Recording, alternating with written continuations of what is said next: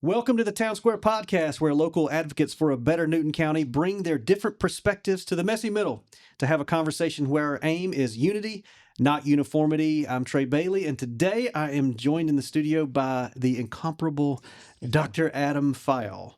Did I get your name right? I always say it. That's right. Some people say Phyall. But that's the thing. In the South, it always comes out funny, which is either file, just that one syllable. But I always tell people it's two syllables, Phyall. But not Phyall, because that's real Southern. Yeah. That and Phyall. Phyall. I get Phyall. It's me. It's me. I answered all those. The thing that gets me sometimes when people are leaving the room and they say bye y'all, I think they're saying Phyall. I'm like, huh? And it's like, no. We're saying, Yeah. Well, my whole life being a Trey, it has so many things that rhyme with Trey. So there's a lot of my brother's name's Jay. My cousin's name's Clay. My grandfather didn't have a chance. Trey, Jay, y'all just all come here. So funny story about Trey. Okay. I'm the third. That's right. For the longest, I did not understand or know why some people are called Trey. And they were like, yeah, because you're the third, we can call you Trey. And I was like, oh, that's what it is. I was like, nobody calls me Trey, but I totally get it now. I didn't understand why this guy was called Trey, and his name is nothing but Trey. And it was like, he's the third. I was like, oh, that's why it's Trey. Yep. And this is probably more of a Southern thing. There are the thirds that are trip, like short for triple or whatever. Yes. Or in a good poker game, when you get trips, you get three of a kind. Yeah, like the more you know. That's right. This message brought to you by this PSA. Well, Dr. Phyall, welcome to the Town Square Podcast.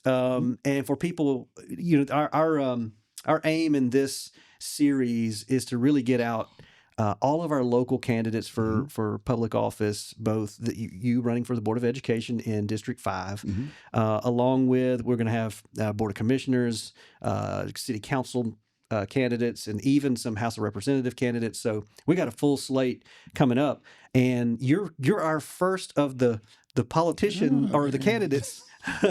And I don't like to use the word politician. It still sounds icky to say politician.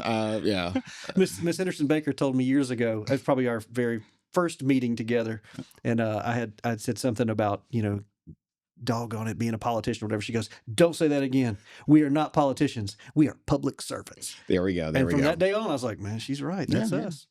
This week's episode of the Town Square Podcast is sponsored by Relevant IT Services. Relevant IT partners with businesses and nonprofits to help them increase productivity and cybersecurity using technology that is relevant to each individual client. I've been trusting them with our IT for years here at East Ridge Church. They keep our computers, networks, printers, and phone systems running smoothly in the background while we focus on running our organization. They help keep us secure with cybersecurity training and proactively combating the growing cyber threats. Good stuff. So whether you are a single office or spread across multiple locations, or whether you have remote workers, Relevant IT will find the right technical solutions to fit your needs. You can give them a call at 470-864-4037, 470-864-4037, or fill out the form on their website to schedule your free assessment. Tell them you heard about them on the Town Square Podcast to get that 25% off onboarding. Well, we're glad to have you here, and just kind of wanted to let our community know more about who you are and what you've done and how you got here. So you've been in the world of education, I think, most of your career, right? If not the whole time? Yeah, career educator. So what got you here, man? What got you in education? Oh, wow. It was, interesting. I was, when I was in school, I was that kid who did very well in school, making A's and B's, doing all those things. And when I got to college, I attended Tuskegee University. My major was occupational therapy. Okay. Yeah, believe it or not. Because I knew I wanted to do something to help people. But actually, true story. I had that whole college placement kind of thing, and we were going around looking at careers. And I'm like, okay, what's going to have the best career trajectory over the next 10 to 15 years, income, all those things. Like, occupational therapy, I could do that. So I get to school, and I'm doing my classes, doing well. Yeah. But then I found myself tutoring some of my peers in math. Not a mathematician, but I got that class, and I was explaining it to my peers, and they were like, "Oh my gosh, Adam, you're doing a better job explaining it than the professor. Have you thought about teaching?" And I was like, "No, never." But back to that income thing. yes, yeah. Going back to that income didn't match what I thought, and so I found myself getting overjoyed when they passed their assessment. And they came to me like, "Oh, thank you, Adam. You know, I passed. I hadn't passed the test until you helped me. Thank you." And it like filled me with this joy. And I was like, "This is what it's about. That joy that I felt when they passed. I felt like I passed as well." Right. And so changed my major, not math, to science. Actually, science was my favorite subject, actually. So I changed my major to general science education. Okay. And the rest is history. Decided to hop in education, and I started teaching back in 2002. Okay. Yeah, I started teaching originally in Clayton County. Taught there for several years. And when my wife and I got married, we were looking at where do we want to relocate and start a family. And we were looking around the metro area, and we came to Covington, and we're like, "Oh my gosh, this is it. This is like that hallmark town place we wanted to be and raise our family." And then we ended up here. Well, I know I've seen you at the soccer field, so I know your kids have been involved in those kind of things too. So, so did you go straight from college? Did you do your master's then, or did you go right into teaching? We went right into teaching. Did you? Okay. Yeah, I started teaching right after that. I taught for about 4 or 5 years, and then decided to. I did like 3 years in Clayton, and then I came to Newton County. Actually, opened up Alcovey. Oh, okay. In 2006. The OG at the Alcovey. Huh? Yeah. Dave Easterday hired me for that building. Man. It was so funny when I did my interview. The building wasn't even open yet. I actually interviewed at the board office, and it was pretty much sight unseen. So I took a job at Alcovey before I actually knew where Alcovey was. Okay, that's funny because you were coming from the Clayton and all that area, and you're like, "Wait a minute, are we not there yet? Like, are we not there yet? Are we not there yet?" And finally, 36 is like, "Oh, yes, you go down 36, and if you get to Jackson, you went too far." Right, that's right. Oh man! And for years, I know Alcovey had like just a bad rap of being like that, the redheaded stepchild down the way. But no cell phone service, which was great at the time. Yeah. But now everything is online. Maybe we'll get to that in a minute. But Alcovey's come a long way too. Oh, definitely. And they've got some recent new leadership. It's gangbusters. They're doing a great job. You were a science teacher before, so you went into general science. Did you get an education degree? Yeah. It was general science education. So so I started off teaching biology, and then with general science, I was certified to teach everything. So I was teaching physical science, chemistry. The only thing that I didn't teach was physics by and large, but got a chance to teach sophomores, freshmen, juniors, seniors. I do have to say, juniors are probably my favorite group to teach. Okay. Freshmen, they're okay. People say they're annoying. They're okay. They're okay. The great thing about teaching juniors, they're at the point where they're starting to get life. They're in that young adulthood, and they're figuring out, okay, high school is coming to an end. I got to figure out what's next. And so you can really have those real conversations and try to plan out career opportunities, see what their interests are in those things. We're that junior year. So I really loved working with juniors. Love teaching all the kids. Sure. But specifically that junior level, they're really like locked in and focused on what comes next. Yeah. So I really enjoy teaching those students. Yeah, that's cool. Yeah. And I can't remember where I read this. I'm sure I read it on either something you had posted or maybe a bio or something that said when you got your first laptop in college. Yeah. So they're kind of maybe dating herself a little bit, but you got your first laptop in college. You said it changed how you thought about learning and technology. So when you look back to that day, what was it? What was that like? What clicked in you? Because obviously you must have had, like, you went into science, so you had some kind of proclivity towards that genre. Yeah, I was always, and still am, I'm that guy that's always thinking about what's new, what's out there, how do the dots connect with things. And when I got that laptop, it was one of those things where God works in mysterious ways. I'll say that. All right. At that time, my mom was dealing with breast cancer. Oh. And I was at Tuskegee, didn't really know how I was going to be able to have my tuition money with her being going through that, and my dad and everything working through those things. And I received a UNCF scholarship. I'd seen the commercials. I didn't even know they really existed. And then I got one. To this day, I still don't know who sponsored me, who put my name in the hat, but I received a scholarship. And part of that scholarship was the laptop.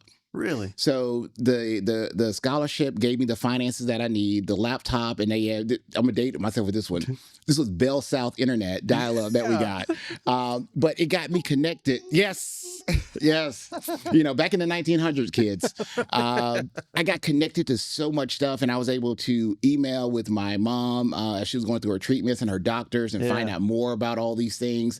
And so it just connected me to so many things that weren't possible at that time. Because you're talking about the late 90s when we weren't connected the way we were. When I found forums and chat rooms that were able to find out from people that were dealing with these things, how do you cope with being away from home and having a sick parent? And so those things connected me to that information. And then when I started my student teaching, I was able to bring that computer in the classroom.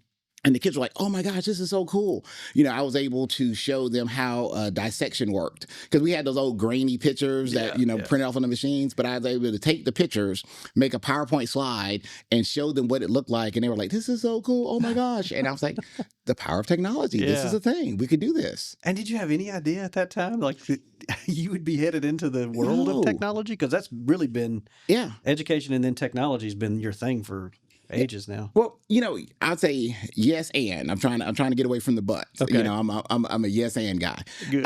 So with that, and I say technology, but really it sparked this connection that I had with how do I connect the content and make it real to my students, even to my teachers when I was doing professional learning.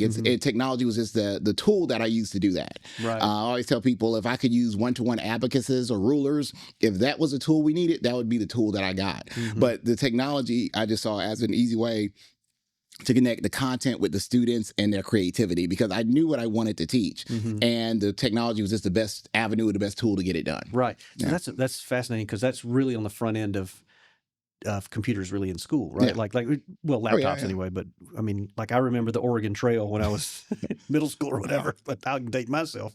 Oh yeah, back then, I mean, you had like the cows, the computer on wheels. Oh yeah. That we used to have. Wheeled into the room, the computers are here. No, it was no internet access. For real. I mean, you had to go to a computer lab. If you had a computer, it wasn't on the internet. Right. So for kids out there, there was a time when computers weren't on the internet. When I was a freshman at Georgia, UGA, we had a computer lab. We didn't even have one in our room in the dorm. Like, we had to go to another building. And that was the first time I took a math test on a computer. I was like, this is ridiculous. How can we do this? How do I need my pencil and my paper and my calculator? And they're like, no, it's going to be on this computer. Yeah. So we had to go to a lab. And I'm sure they were in some inter or intranet of some sort. But I would have had no idea. Oh, yeah. There's like 2 Macs in the room and like 10 PCs or IBMs or whatever they were at the time. But and even thinking like your load times for images and all those things, like I never would have imagined where we'd be today, back in the early 2000s, late 90s, when I saw the potential, but I never thought we'd be where we are right now. Oh, it's crazy. Yeah. That you can watch live television on your phone, when before, like, to send an image of anything would have taken 2 hours or 3 hours at the time, right? Yeah. Oh, and somebody couldn't use the phone while you were doing it, right? Like, get off the phone. Well, it's funny. I was going to just go old school. I think to watch the way kids communicate today via text. Oh, yeah. When we were in the early days of the chat rooms, like, we would do, like, what do they do in gamings now when they leave the game? Away from keyboard, AFK? Is that right? Away from keyboard? Like, we had done that stuff in the chat rooms, because you weren't typing all that out. You just go AFK. And now the kids think, hey, you don't understand. They've invented it. You don't understand this, Dad. No, they don't understand it. This is a whole new way to do things. It always cracks me up when I have my old tech and I'll bring out like my Razor phone from back in the day, my old Nokia, and show my kids. Oh, my son, who's 9, he's like, oh, Dad, what games do you play on that? Son, we had this game called Snake. You just don't hit your tail in the wind. Yes. That's it. Oh my goodness! And the biggest thing was when they started making new faceplates for the Nokia. Oh yeah, like you could just switch it out. Snap With them off, change them off.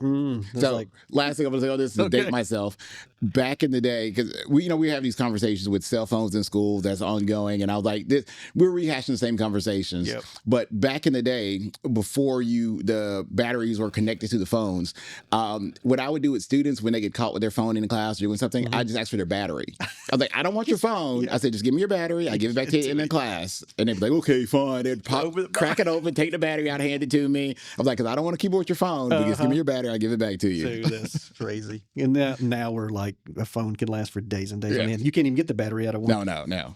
All right, so we were talking right before we came online about just podcasting and this being kind of something that a lot of people do now. You did this 2006, you said? Yeah, 2006. So 20 years ago, you were doing podcasting with your students. Tell me about that experience and what that was like, because you were definitely on the cutting edge then of something that was brand new. So funny story. Like when I got started with podcasts, when the first year I taught chemistry, it was several years removed from college. Had been teaching biology for multiple years, and I had the content knowledge, but I hadn't taught it before. And I heard about these things called podcasts. And I was like, okay, just got on my iTunes. And I saw that UC Cal Berkeley had their Chemistry 101 as a podcast. And I was like, oh, let me listen to this podcast. And I started listening to it. I'm like, oh, this is so cool. Like the concept stuff, like it's dusting it off in my head. And I was like, it'd be cool if my kids could do this. And so I started thinking about ways that my students could do it in their classroom. And going back to what I said previously about looking at ways to engage my students, I was looking for ways for them to share their voice, because students have authentic voices. Yes. We just had to give them the right platform to do that. Absolutely. And so I looked at ways to bring that into the classroom. So I wrote some grants. I actually received one of the Snap and Shows grants as a teacher in Newton County, and I received a couple of Macs. Got GarageBand on there. Yeah. And the students were creating it. They were creating podcasts. They were creating songs, and we actually had it was Phyall Biology Podcast. That was the name of it. I like it. And the kids loved creating those content and putting it out there. And one thing that was so cool about it, and I'll always remember this, one of my students came running into my classroom when I was at Alcovy. He was like, Mr. Phyall, somebody from Ireland listened to my podcast. Like, what are you talking about? Well, I had this little bot on there that would show you where it would be downloaded from. And they saw they had several downloads from Ireland. And the kid was like, I don't even know where that is, but they listen to my podcast. And it was like so cool. He was like so excited about it. And I had other kids from other classrooms that I didn't teach was like, man, I want to be in your class because you're doing all that cool stuff. Yeah. Like, you're the one making the podcast, right? I said, yeah. And and it was so cool because other teachers were like, Adam, can you show me how to do that? And I was like, sure. And, that's really kind of started my path into the ed tech space, because I found myself spending almost as much time preparing and teaching my students as I did preparing and sharing my resources with other staff members. And so it became one of those things where I was getting pulled out to show other teachers, do professional learning. And I was like, you know what? I have a great impact with the students, but I could have an even larger impact if I work with the staff, because then everybody could be doing these cool things. Yeah. And so I started working more with staff, and kind of from there matriculated to the central office and took opportunity. I actually took a little hiatus from Newton County, went to Kansas City for a few years, and was the director of instructional technology over there, and got opportunity to come back here to Newton County and serve at the role of director of technology and media services to really kind of elevate and continue that work that I had previously started. Yeah. Well, that was my introduction to you. Like you might have been at Alcovy before, but I wouldn't have known. But when I was on the first elected to the board, I know you were part of the team. And, we'll get to it, I guess, now. One of the things that you did, I think, we at least attribute it to you. I know Miss Henderson Baker and I talk about it, that you were really instrumental in getting our district to what's called 1-to-1. Yeah. And just explain maybe what 1-to-1 is so people will understand why that's so important that our district got there. Yeah. So kind of going back to our previous conversation about back in the olden days, as my kids always tell me, access was an issue. Not every classroom had access to the computers or resources. And selfishly, I was that greedy teacher who, anytime I could sign up for the computer lab, I would sign my kids up, and we'd be doing stuff like back in the day, these things, WebQuest, and we weren't just writing reports or whatever. We were creating content and all these things. But it was one of those things where so many students didn't have those opportunities to gain access to the computer lab and to do those projects. And so as we started looking at the landscape, one-to-one became a thing where computers became more affordable. They're still expensive. Yeah, that's right. Yeah. Internet access became something that more schools were having through E-rate and various other resources. And so giving each student access to a device for that own time content was so important. And that's really what one-to-one is giving every student access to technology so they can become good stewards of it, and they know when to use it, how to use it, to really build their skill set and their knowledge. Yeah. And so I was so happy that we were able to get those things accomplished in Newton County, giving those students access, reducing the need for having that computer lab where everybody had to sign up for it, because it was always like everybody's like rushing and teachers fighting about it. But now every kid has access to those resources. And that's one of those things where I look back at, I was here. It's like, okay, I did that. I really helped, usher in these devices for the students and giving them that, not just the devices, but access, to opportunities. Yeah, which wasn't, and we don't have to get too deep in the weeds, but I do want people to understand that it wasn't just a simple, you walked in with a presentation and we were all like, yeah, sure, come on. Oh, yeah. It was like, no, this is hard. It was a tough decisions financially, because we know it's the right thing to do, and doing the right thing and affording to do the right thing, it was just a struggle. And I know you would like, all right, we'll come back with some more presentation. Come back with some more presentation.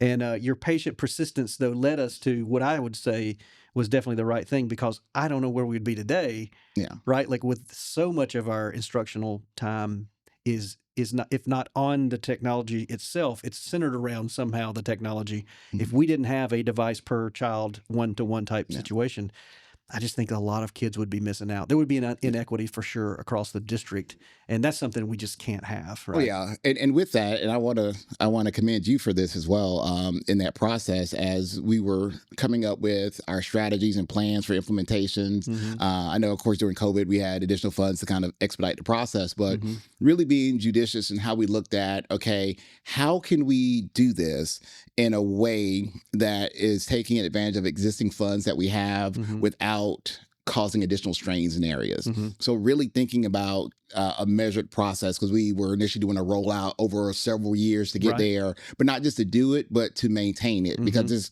I always look at it, when you do something like that, it's similar to electricity. Once you have electricity, you can't go back. That's you right, can't be like, okay, guys, electricity's pretty good now. Let's get these candles out. Let's build fires. Like, we could do that, but once you get that and you realize what you can do with that, it's like, okay, yeah, we got to figure out a way to keep this here. But we also have to still ask questions and say, okay, what's the best tool? Are we using it the best way?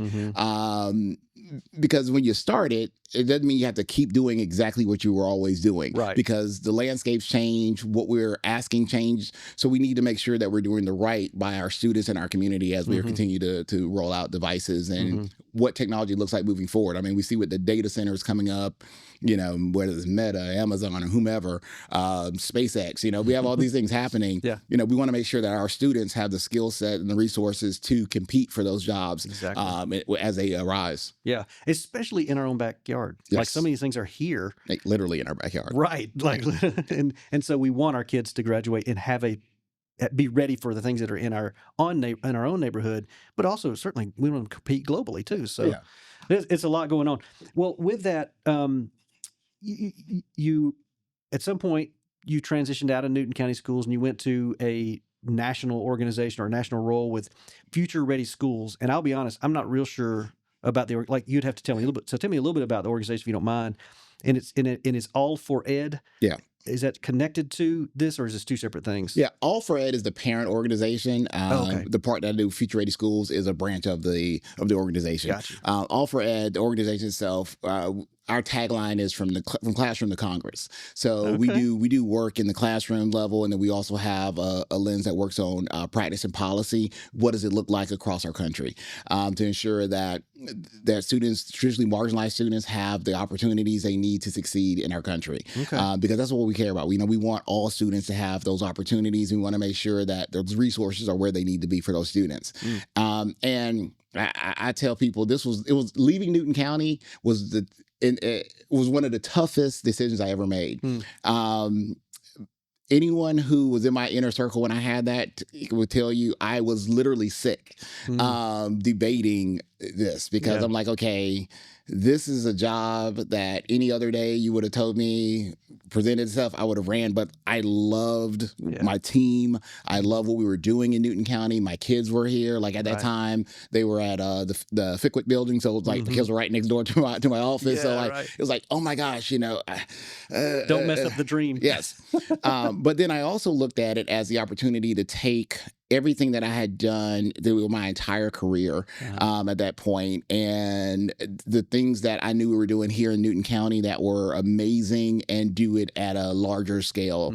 Similar to what I mentioned in the classroom, when I saw I could have that impact with those 30-something kids for those 50 minutes, or I could work with all the teachers in the district, and each one of those teachers 50 minutes could impact all those kids. So that was just kind of like that decision that I was like, okay, you're doing the right thing. And then I still get a chance to work with Newton County still. Because one of the perks of my job, I get 8 hours a month where I could work in a district and help out. And so I still work with the technology department here and there. If they have some questions or comments, or we're working on some things, I can pick their brain or just find out what they're doing. Because they're a tremendous team that's still here doing some great things. So I'm like, hey, tell me what's going on with AI. How are you guys implementing AI? Because this is what I'm seeing, across the country, what's happening here in Newton County, and what's going on with our career pathways. This is what I'm seeing here or there. And just really exchanging notes and sharing some of those practices here.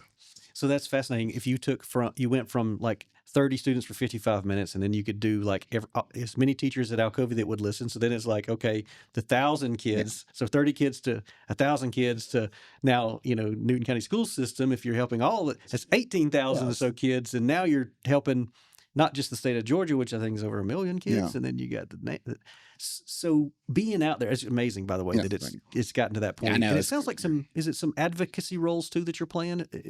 Yeah, definitely advocating for, of course, access and opportunity for our students. One of the things that at All for Ed we're working on right now is our career pathways work. So stuff that Newton County's leading the nation, and I will say that. That's great. Because when we have our meetings, it's so awesome when we have our meetings, our team meetings, and they're talking about the things that the state of Georgia is doing with their career pathways. And unsolicited, someone in the meeting mentioned Newton County, and they're like, isn't that where Adam was from? And I'm like, I'm still there. But it's just really awesome to see the work that they're doing and being recognized as well. But that's one of those things that we are huge advocates for. And my career, I've worked with Title I districts, Title I schools. And so those are oftentimes those students that miss out on some of those opportunities, whether it's due to funding, whether it's access. And so figuring out ways where, and not just in Newton County, but across the country, where students where they may not have those resources, your rural areas, how can those students gain access to those things? We start talking about our students that have learning differences. How can we ensure that those students receive equitable access to these opportunities? That's what it's really about, giving every kid an opportunity for success to live out their dream, whatever their dream is. Absolutely. And being that I know you speak publicly all the time, right? As part of what you do is go and talk at conferences and things and trainings. So being out all over the United States, do you see some creative things that you feel like, man, I could bring that back to like? Oh, definitely. I mean, that's where it's like it's the perfect opportunity that I have where I'm able to share best practices. I'm able to share some of the things that I've been able to do here in Newton County at a larger scale, but also learn what's working in other places and being able to bring some of those things back. I know, like currently right now with my job, I'm working with a process with a rural AI strategy lab where we're having districts across the country that are in these rural places, and they're trying to figure out how can they best leverage AI to give their students the best opportunities moving forward. Right. And I'm like, ding, ding, ding. We have some rural places right here in Newton County. So what you guys doing over there? Let me see what I can bring over here and share here in Newton County to make sure that our students are getting those opportunities. I mean, whether you're talking about kids with in the agriculture, being able to leverage AI, whether you're talking about flight migrations of honeybees, being able to, build out a bot to tell them, okay, how are the migration patterns of these bees working, and being able to maximize the type of flowers that they're using to create honey. Like ideas that they're coming up with that I would not have any. I'm like, okay, that's a good idea. Right. Let's write that down, or let's build a bot for that. Yeah. So those are those things that just blow my mind, and that our students are able to create. And so being able to see those things and being able to share those at a larger scale, because that's one thing that I think in education we have to do a better job of, is sharing those successes. Absolutely. Because we have some really successful things that are happening right here in our backyard. And we want to make sure everyone knows about that, because it's very easy to share when something bad happens. That becomes discussable. Everybody's like on Facebook or wherever sharing all those things, but amazing things happen every single day. Yeah. In our county. I was sharing before we started last week. My wife is the elementary science specialist for the district, and they had their state science fair at Middle Georgia, Georgia College, and seeing all those kids doing some amazing experiments and sharing, like you're talking about 3rd, 4th, 5th graders. I'm like, oh my gosh, we got some brilliant kids. This is so awesome. This should be on the front page. Everybody needs to know about this stuff. Last night at the board meeting, we were giving out the Griffin RISA awards, so the science certificates for those who participate in our region, and they were just as they're celebrating the child in his first place, second place, whatever win, they would announce the project name. Yeah. Right. And some of them I could not even. I'm like, what are they talking about? Yes. Like this is like you're saying 5th, 6th graders, and I'm trying to figure out what word they just said. Right. Like people can be down on the state of education in America, and I understand why if you look at like specific test scores or things like that. But there's so much great stuff that is happening because we have great kids, we have great teachers, and if we can get our families to participate as well, man, I think the sky's the limit for public education in the United States. We have to tell our story, and I know Sherry Partee and team, they do an amazing job. I know with Dr. Bradley, they've done a great job of really sharing a lot of the great things that are happening in the district. And I'm just always amazed when I see the work that our students are able to do, and the thing that I want to make sure that I'm able to do. I know we want to talk about it as we go through the list of questions, but as a school board, just really being able to amplify the work that we're doing that's good. Really give those teachers that platform to feel that, wow, I'm a part of something bigger than myself. Because that's really what education is about, is being a part of something bigger than themselves. Yeah. Personally, as I decided to launch my campaign and all this stuff, I made a post on Facebook, and this was one of those like full circle educator moments. Earlier, I mentioned I started teaching at Alcovey back in at Riverdale in 2002. I had a student that I didn't teach, but knew me. I could coach step team and track back in the day, so he knew me as Coach Phyall. He reached out to me on Facebook. He's like, Coach Phyall, I see you're running for office now. He's like, let me tell you, I've managed multiple campaigns. He's like, he's like telling me all this stuff, and he's like, right now, Coach Phyall, the teacher has become the student, and and I'm like, yes, teach me. But it was one of those things where I look at it as an educator. At this point, 20 some odd years later, if I'm still teaching you everything, then I'm not a good teacher. At this point, you're teaching me. That's right. I've given you enough where you're out there doing things, and he's sharing all the successes. I'm like, teach me, help me. And I think that's the beautiful part of being in education, when you can do those things, and now the kid's pouring back into me. That's right. I poured into him, now he's pouring back into me. I mean, that's what it's really about as an educator, those kind of stories. Yeah. And so I really want to amplify and share more of those successes that we have as a community. That's great. So you're keying in on communication. Like, we've got to do a better job telling our story. Yeah. And again, no shade to Sherry Partee and Derek Barnes, the two-man wrecking crew, man. Those guys are incredible. But there is just in general, we all need to tell a better story, and not just the bad stuff. Well, it's good. So I guess then, why run for the Board of Education now? What is it that's now like you're going, this is the time, I need to do this? Other than our board chair Abigail Coggin is resigning her position at the end of the year. She'll be finished with her term. I should say completes her term, and it's not going to run for re-election. So was it just like, oh, here's an opportunity? Or are you like, man, I've been itching to do this for a minute? For folks who know me, it's always been something that I've flirted with. I've talked about it. Even when I was in the classroom, when I was running the technology department, I'm like, you know what? I say, when I get old and retire, maybe I could be on the school board. And it was one of those things where and in my role as a technology director, I've seen. Well, let me back it. In my educational career, I've seen very high functioning boards. I would like to think the Newton County Board is one of those I would like that you've to been a hope, part but of. I know it's not always, but Well, I've seen some dysfunctional boards as well. You know, for those who have been in Georgia long enough, I was in Clayton County back in the day when they had all that stuff going on with their boards. I've seen from the classroom level, I've seen dysfunctional boards. Right. And so it's such a breath of fresh air to see the work that was happening here with the Board of Ed at Newton County. And honestly, and it's one of those things where I'm trying to say this without getting emotional on this. Mr. Turner, Almond Turner. I've always admired that man. When I came in as a back in the technology director, at one of my first board meetings, I presented something, and then he came and talked to me, just like good job, son. You know how he is. He gave me that handshake, and all that. Everybody's mentor, yes, right? Yes, Everybody's mentor. And the way that I would see sometimes when a meeting would go and it'd get a little testy, he just had that way of. And I was just like, oh my gosh, I just saw so much. And I was like, that's what I want to do. Like at some point I want to be on the board, and I want to be like that guy. And so, that was always there. And, for some of like a couple of years ago, I had some health issues. And it really put things in perspective. It's like, okay, you can't just sit on the bench. My CEO of my organization, she always says, we're the ones that we've been waiting for. We're the ones we've been waiting for. Yep. I like that. And so I was like, yeah, when the seat became available, I'm like, yeah, I'm doing things. I've done things in the classroom level. I've done things at the district level. I've been able to, blessed enough to work on the national level, international in some places.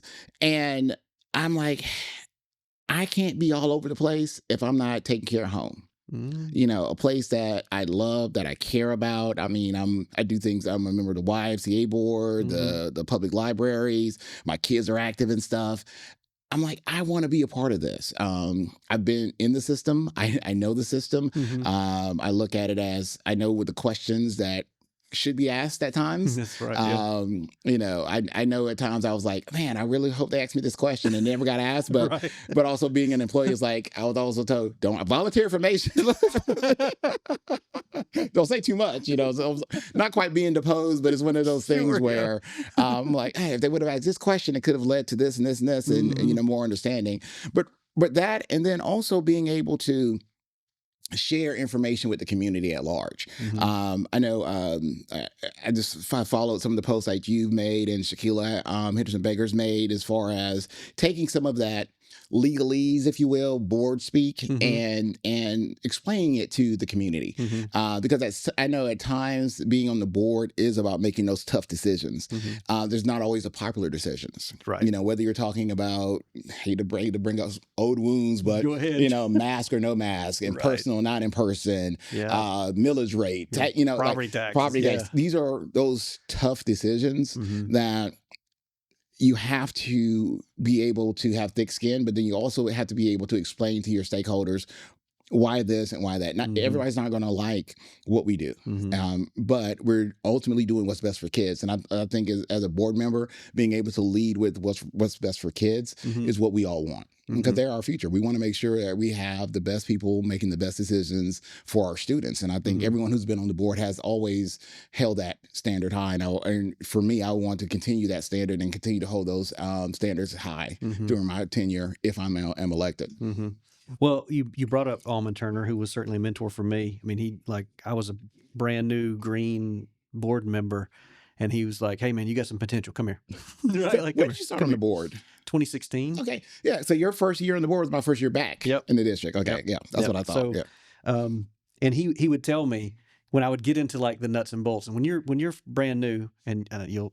If you are elected, you will see this as well, this side of it, where you start really digging into data and the numbers, and I would get lost, right? Because I'm a numbers guy, data guy, finances, all that stuff. And so I'm in there, and he would ask me, he'd go, "All right, I know you got the math, Mr. Bailey. I know you got the math." He'd say, "Is it the right thing for the kids?" And I'd like, man, I needed that snapback, right? I needed that get out of the clouds for a second and go, "Hey, Is it right? Is it the right thing for the kids and all the kids? Yeah. Like not a kid. Is it right for all the kids? And I was like, man, that's just tons of wisdom, and Oh yeah, I'll always remember. This is not school board related. This was after the fuzz run one year. We did the fuzz run. My wife and I did the fuzz run, and we were at Chick-fil-A. This was back when it was still at the where the Starbucks is now in that building. We're sitting there. We're both on our phones. Okay, we're sitting there. We got our little breakfast. We're on our phones. Yeah. He comes in, and he looks at both of us. And he comes up to me and my wife. He puts his hand on both of our phones and puts our phones down and said, "You got this beautiful woman in front of you. You got this handsome man in front of you, and y'all on y'all phones." And then he turned around and walked away. That's it. He did it. To this day, my wife and I will, if we're in a space where the two of us and we're there and we're like, what would Mr. Turner say? I mean, that's just our thing. And we put our phones down and we spend time together. So, that's awesome, so that still rings true with us to this day. It's just one of those things. Well, all right, let's answer some of these questions that I know people want to hear from, not campaign speak, but from you from the heart. Like, what do you see? You've mentioned some things that you feel like the school system does well. And if there's others you want to mention, that's fine. But what do you think maybe some of the biggest challenges we have right now as a school system? Well, and it's okay to be honest. Oh yeah. Yeah. And being, as a politician now, public servant. Let me be clear. No, let me be clear.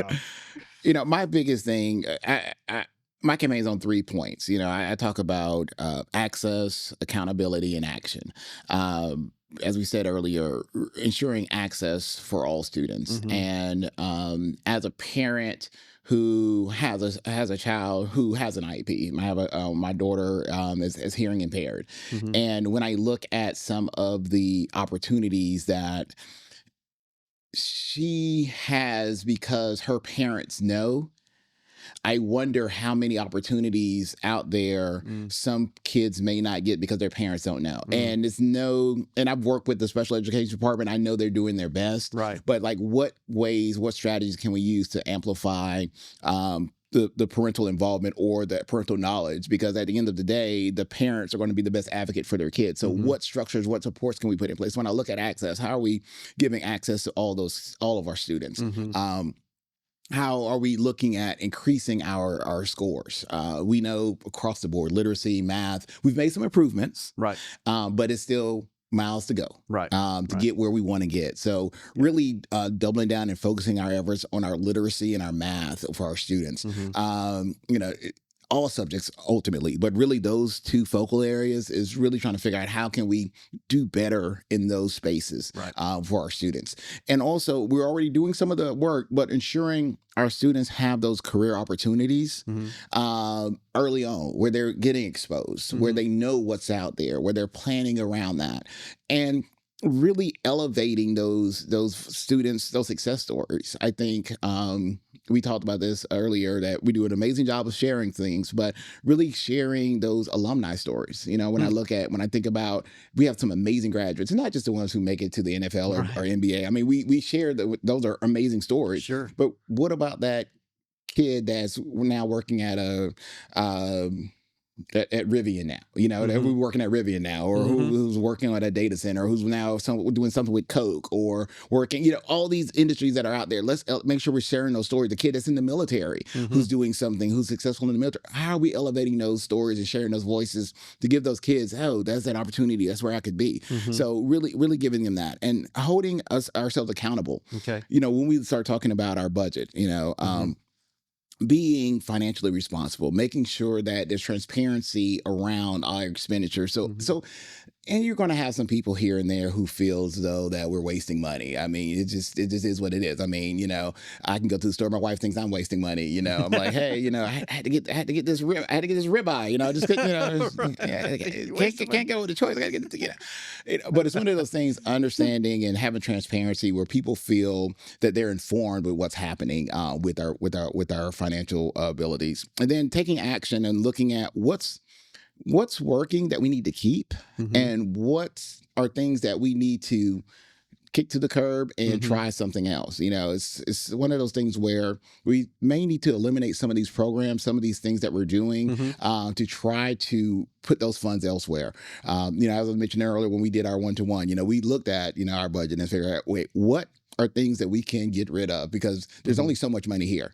Right. You know, you have, if I got $100, I got $100. Like I don't have $101. Yeah. So how can I take this $100 and get everything done that I need to get done? Right. So really looking at that and making sure that we're looking at the budget and making those decisions that are best for kids, but not living beyond our means as a district, knowing that the economy is what the economy is. It's in flux. You know, at one point we were the fastest growing county in the state. You know, now we're seeing a resurgence of some of the things, but we're still not where we thought we were going to be 15 years ago. Our enrollment's flat and projected to be flat for a while. So and that's a trend you were asking earlier about things we're seeing. That's across the board. We're seeing enrollment numbers dipping across the board in our public schools. So what can we do to amplify our public schools and definitely make it the choice where this is where you want to go? Right. This is the best school system, you know, in the state, if not in the country. So we want to make sure people want to come here. We want people moving to Newton County so they can be a part of our school system. Yeah. You know, not asking what alternatives that are there. Right. You know, 'cause it breaks my heart when I get on social media and, you know, look on the thing. I don't partake in the conversations, but I'll look and they're like, you know, what's a good middle school? And somebody's like, oh, they're all bad. Or what's a good elementary? It's like, okay, you can't necessarily get rid of all those people that are going to say those things, but we should have the point where people are like, what are you talking about? No, you know, you should go to Cousins, you should go to Clemens, you should go here. I mean, they're rattling off all the schools. They're saying how great the programs are and all those things. That's what we want. And we want people to actually feel that. So when I look at a board, like, how can we do those things to elevate those and be real? Yeah. When we look at challenges that we have, name it. Yeah. If there's a challenge with students feeling that they're being bullied, okay, let's not just say, okay, we have a No Place for Hate banner up, so that means we don't, you know, we have a banner, yay, nobody hates here. Okay, I see that, but what do the actions look like? What are the kids actually saying? What do we need to do to change that dynamic in our schools? And part of it is being real. It's like when you step on the scale, the numbers don't lie. Right. The numbers tell you what the number is, what the number is. We can spin it any kind of way we want to, you know, but the number is what the number is. We need to do what we can to increase that number, but be real if we're not seeing the gains that we want to see and figure out what we can do to change that. Yeah. That's brilliant. I want to push back on not push back. I want to push in a little on a piece of what you just said because you were kind of talking about the dollars and cents, and if you only have 100, you can't spend 101.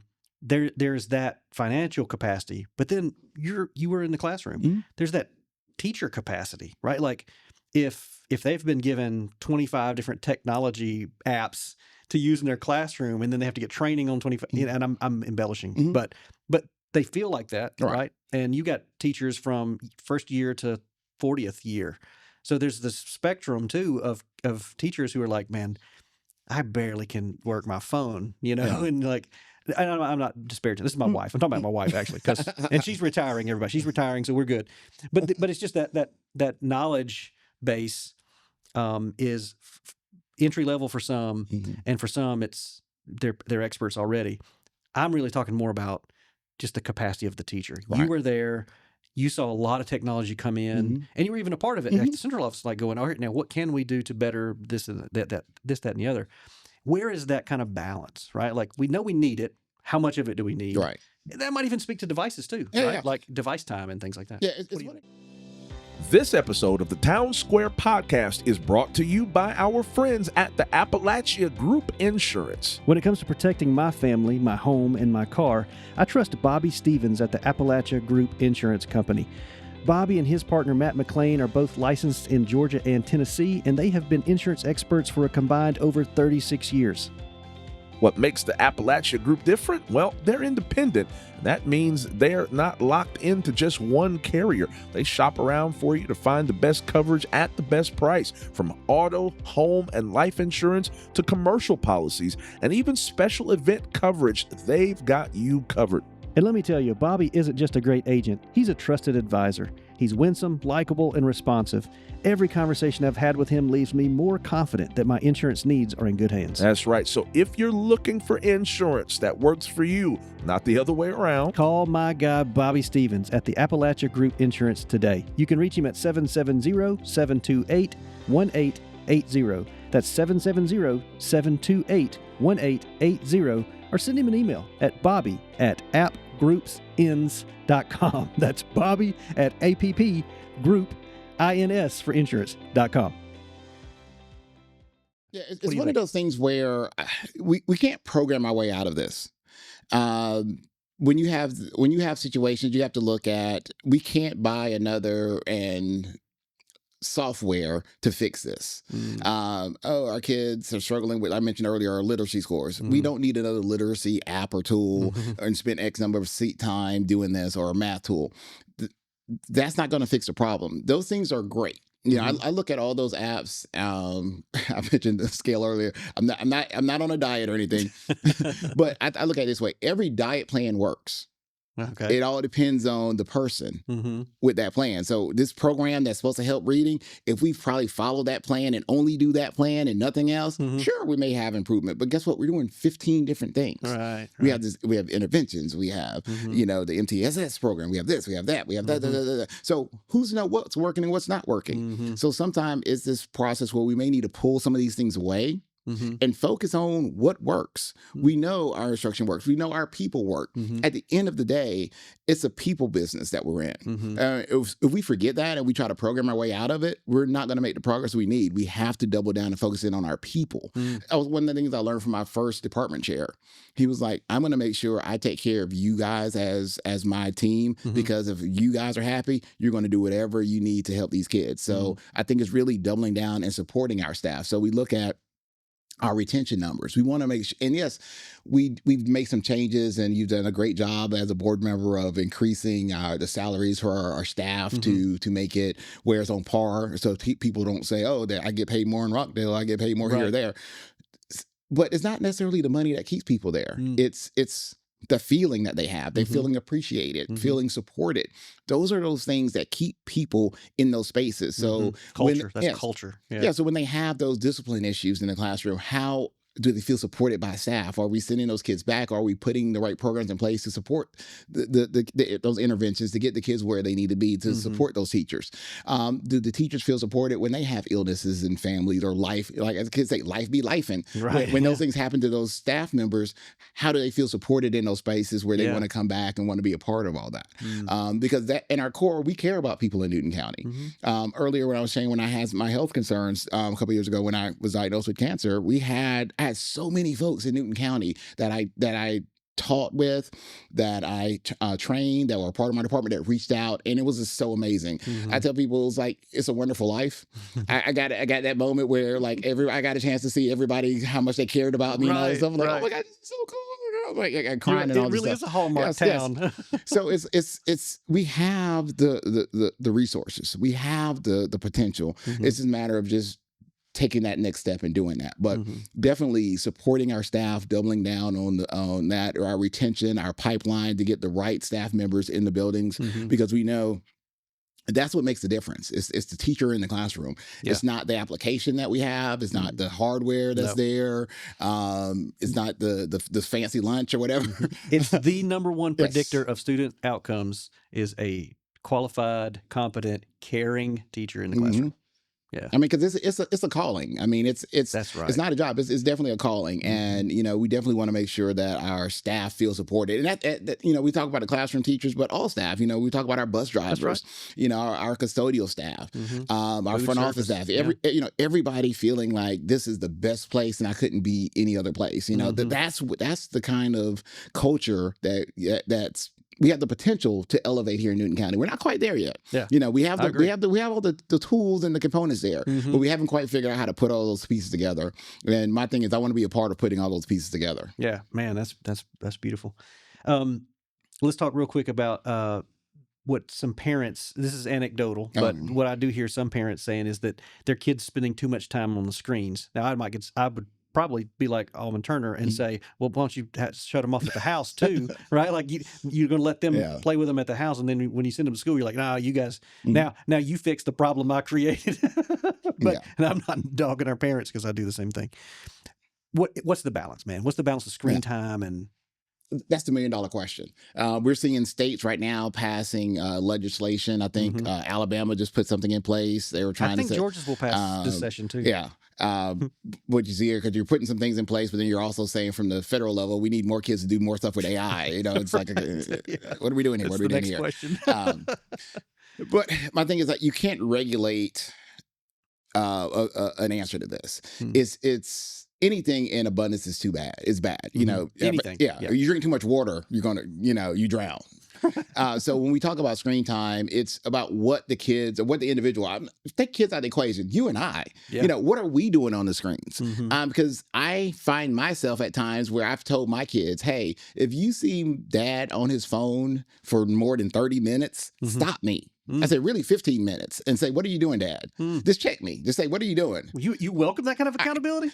I'm like, hold me accountable. You know, if I'm doing, because. Yeah, I love it, man. Yeah. Because like literally on my phone, like, what am I doing? I'm just. This is killing time. I'm just like killing time doing this thing. So if you see me doing this, call me out. Right. But I think the it's not really about the screen time. It's more about what you're doing while you're on that screen. Okay. Are you being productive? Are you growing? Are you gaining more? Are you consuming or are you producing? Are you increasing your skill set, your knowledge? So I think if the perception is every kid should be on their device every day in classroom, then we missed the boat. Right. That's not what we're supposed to be doing here. Not the goal. Yes. That means that, I wasn't clear when I was a technology director what we were trying to do with one-to-one. It was about access to content, access to opportunity, access to resources. You don't have to go to the computer lab. You don't have to go to the library to get the Encyclopedia Britannica to find out about penguins. Right. You can pull that stuff up from your computer. But then being able to teach the regulation and to know, oh, I need this now versus, oh, I need my paper. To write some stuff down. I need to be able to balance between those two because we have to teach those kids those skills because we as adults don't have those skills. We think we do. But a lot of adults struggle with that. So it's a skill that we all need to learn. Yeah. So I do understand that they cause issues in classrooms. So I'm totally for having guidelines and guidance of what it looks like in our classrooms because we don't need kids texting, watching videos or right. Going to meet up in the bathroom to vape or whatever those things, those things happen. That's not what we want, but we want them to be productive users of those things. When they're able to take a picture of something, do an AI analyst of that, or I know I had to redo the flooring in my basement and I took my phone and went around and touched all the walls and it gave me the measurements of my room and dimensions and told me how many square feet I needed from Home Depot. I'm like, this is so cool. Like those are those skills that we need our kids to be able to learn and develop, but then ask that question, hey, if I could do this, why can't I also find someone to come lay the floors for me? And all these things, we want them to be curious enough to ask the next question to figure out a solution to that. Right. That's where we want our kids to be leveraging this technology to learn how to use it so they can question what can they do next. Yeah. So, I saw an article today where they're using AI to translate whale sounds. Okay. Because there's certain to figure out what they're meaning. They're using AI on the back end to figure out what these things are to be able to communicate with whales. Right. Yeah. That's the kind of creativity, thinking outside the box that our kids need to be able to do. That's how we're going to cure cancer. That's how we're going to feed the hungry. That's how we're going to solve our energy crisis. Yeah. Our kids are going to be able to leverage these tools to do that. So if we say, don't get on the screens, okay, I hear you, but what are we doing? Right. While we're on the screens. Because I tell my kids, get off the screen, go outside, go run around, go get hot and sweaty, go smell like outside. Right. I tell my kids to do all that stuff. But I want them to build those skills where they are questioning things, where they're researching, where they're digging, where they're trying to figure out what comes next or why can't I do this? Let me figure out what's possible. That's the potential that I see technology has if it's used effectively. I love it. So when we're talking about AI, because that's the big topic too, it's not, will they use it? They're going to use it. Oh, they're using it now. Yeah, it's funny when I start talking about how I just used AI with my children. They're like, oh, okay, I did that. Like, what? You're just now getting to that level? Yeah. Like, oh, you made a meme of yourself? Okay, well, great job. I was researching for my research paper with Yes. what is it getting to that like third and fourth question in, like you're saying, Right. like not just create the thing for me, but where does this lead? What's the next thing? Asking the next question till you get to something that really is kind of creative now, and certainly knowledge. It gives you knowledge, but something that's creative and not just a copycat, or we took this, you know. And that's the thing. I know back when Samantha Fury was superintendent, that was one of her big pushes that she had as the second question. She said, have that, tell teachers to put that up on their walls. Second question, just so they'd see it. Second question. So it's not the first question. It's the second question. It's the third question. That's when you start getting that deeper knowledge. So even if we're talking to each other, if I say, how you doing? You give me one answer, and then I turn over to somebody else. Right. We didn't do. It's like, oh, so tell me, oh, you took your car to the car wash today? Okay, a lot of pollen. Yeah, then, then we start a whole conversation. So it's a second question, second comment. So it's talking with each other, but then also as you're using this AI tool to do those things. Next question. Right. Asking it things like I was with my daughter last year when she took algebra. We were doing some stuff and she was like, Dad, can you help me? I was like, oh yeah, Dad's pretty smart. I got my doctorate and everything. And she showed me her stuff. I'm like, oh, that's that different math. We didn't do that when I was different math. So, but then I was able to use Chat GPT. I took a little picture of it and I said, okay, look at this problem and explain to me where the mistake is. Oh, that's good. And so it showed me, and I was able to be like, okay, so sweetheart, when you look at this right here, yeah. And then she's like, oh, my teacher didn't explain it that way. I said, well, tell me how the method. And then I typed in the method and I was like, oh, thank you for that. And then it gave me, okay, based on that method, actually, she should be doing this versus that. So that's crazy. Because that's no different than what the teacher would do. Right. If the teacher was over the shoulder, the teacher would say, oh, this and that versus what's the answer. And so I taught myself that. I taught her that. And now she's like, oh, this is how I should use it. So when I think about how our students are using AI, we go to, oh, it's a way to cheat. Sure. But everything's a way to cheat. I mean, we said the same thing about when Google started. Yeah. Even the Nokia phone, you're like, can I put in my program and algorithm so I can at least look at it for my math test? I remember my geography class, a kid literally went out and bought a jacket that had like a map on his thing and put it on the he went too far with it. But that's one of those things where we're going to find a way to cheat for something, but it's not about cheating. It's about how can we grow and build capacity, because this is where we're heading, and we want to ensure that our students not only have heard of it, but they are masters of it, and they have the literacy. Because I always look at my definition of literacy when you talk about AI literacy is know how you're using it, but also know how it's using you. Okay. Because every one of these platforms are using you to some degree, whether it's your data, whether it's your information, there's some kind of way you're using it. I mean, Google, when we first started Google, we didn't know how it was using us. And now we know it's built this whole algorithm based on our search history and trends and all that stuff. We're like, oh, this is a free way to find stuff. It's better than the Yellow Pages. No, it's just getting all your information, and now it's doing all this stuff. And now we're realizing, oh, you took my data. Right. So it's really I willingly gave you my data, probably, yeah. So it's really understanding those things. So now our students can be, and parents and families can understand, okay, we want to do it this way, but not that way. We want to share this and not share that. Because it's ultimately, what do you want? It's not the tool. It's what are you trying to get out of it? How are you trying to grow? How are you trying to develop? What are those things? So really building that capacity is where we really should be doing as we look about using AI. That's good. And it makes me think about those like multiple sets of questions and how you use a tool, because it's a tool. Like I could go, what happened in 1864? And he could tell me, oh, this is Civil War. Did I get that right? 1864? Yeah, I think that's right. Yeah, it's a science teacher here. Okay, sorry. So I could go, what happened on this date? And he could say the Civil War. Right. And then I could go, okay, well, that's great. I know that now. Okay, all right, well, why is that important? Like, why do I need to know that? And that's going to take, maybe AI will give me something like, well, here's some other things. And then I could go, all right, well, then now, what do I learn from that with some critical thinking here? And how do I make sure that doesn't happen again in the future? Or how do we see signs of these things? Or how does it point to, racial inequities and things like that? Like, how do we never go there again? But at the same time, what do we learn? Yeah. What do we learn from that thing? It has the ability to really democratize information. When you start thinking about AI, for example, prime example, are deciding to run for this for school board. Did you just ask, should I run? But I was able to go into an AI platform and feed it some information as far as the county and things like, what should be a workflow of what should I start planning for? What should I look like? What paperwork do I need to get? Yeah. Because, there's not a magic place where it's like, oh, you want to run for office? Here are all the things you need to do. Let me help you. It can be very difficult.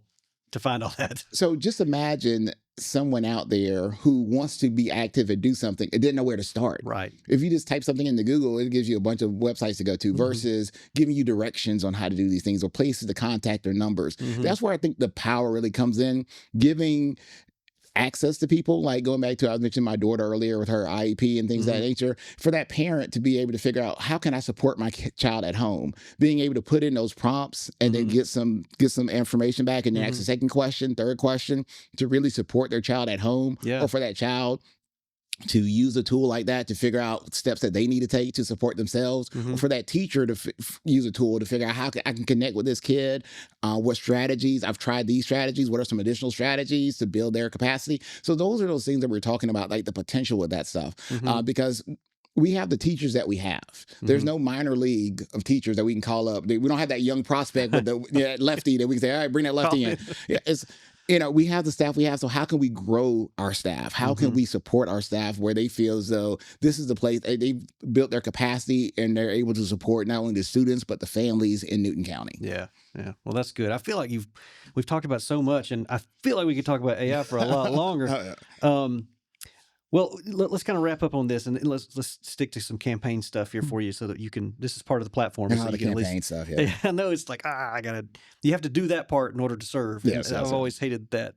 I say that you have to win to serve, which I don't love. I'd rather just serve, but you got to win first to serve.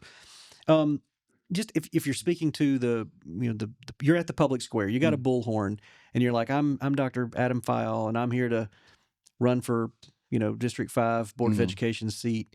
You're not making any promises, but you're like, here's what I'm about. We got the 3 A's, so we heard kind of the platform part, but just where's your heart in this thing? I see your heart on your lapel, so I know that has probably different meaning, but no, actually, this is actually one of those from Samantha Fury. That's the heart. The hedgehog, then the heart. Heart. Leading with love. Yeah. And so that's why it's here.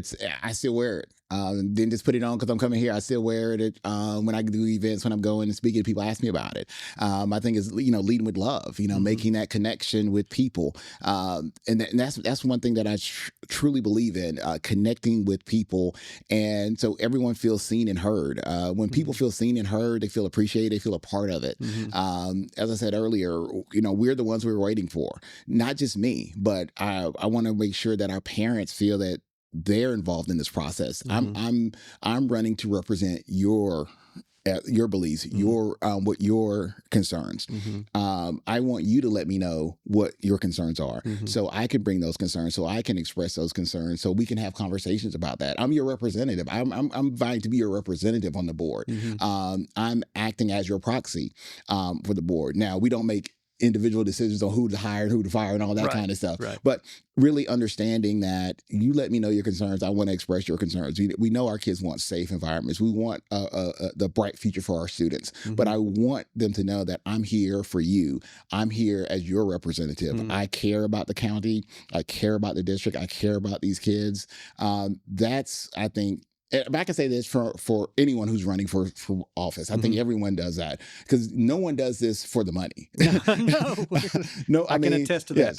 Going back to when I decided to be an educator, initial thing, it wasn't because of the money. It wasn't on the list. It was going back to that initial joy and love that I felt when someone learned something new, when they achieved that accomplishment. So that's a joy that I want to bring each and every day, if I get the ability to serve as their next District 5 board member, is knowing that I want your child to be successful. I want this community to be successful. I want us to be the fastest growing, the fastest improving district in the state, in the country. Not necessarily even the fastest improving. I want us to be the best. Yes, we got to improve to be the best, but I want us to be the best district. I want us to be that one where everyone talks about, oh, you want to, the properties are so, I can't get a house there because everybody wants to move there because the kids are, the grades are good, the schools are excellent, the sport teams are amazing, all that stuff. I want to be a part of all that. And to be a part of that, it has to be because of the community. I want the community to understand that I'm here for you, and I want to speak for you and support all the things that you believe in as a Newton County community. That's great, man. So parting shot here is just how, if people want to get involved with the campaign or they want to find out more about you, I'm assuming you have a website, Dr. Phyall, or somewhere. How do they reach you? Yeah, it is in process. Okay, all right. It is in process. IT man. Because one of those things people were like, oh, you got your website up and running? Yes, I'm working on that. I'm working on that. My biggest thing is really just getting out there and talking to the people to find out what they need there. And I should know that off the top of my head. Give me 1 second. I could probably look up the thing that I wrote down. Yes, it is. It's District 5. You can email right now at district5 at votephyall.com. District5 at votephyall.com. That's PHYALL, Phyall for all. PH y'all. Yes.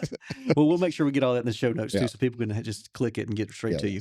Well, thank you so much for stopping by, man. I know you're a busy guy, and I don't know where you are next, what state you're going to be in, talking at whatever thing, but we greatly appreciate the service you've already given to our community and to our school system, and we just wish you luck on your campaign. All right. Thanks for having me. All right, Appreciate man. it. See you. All right.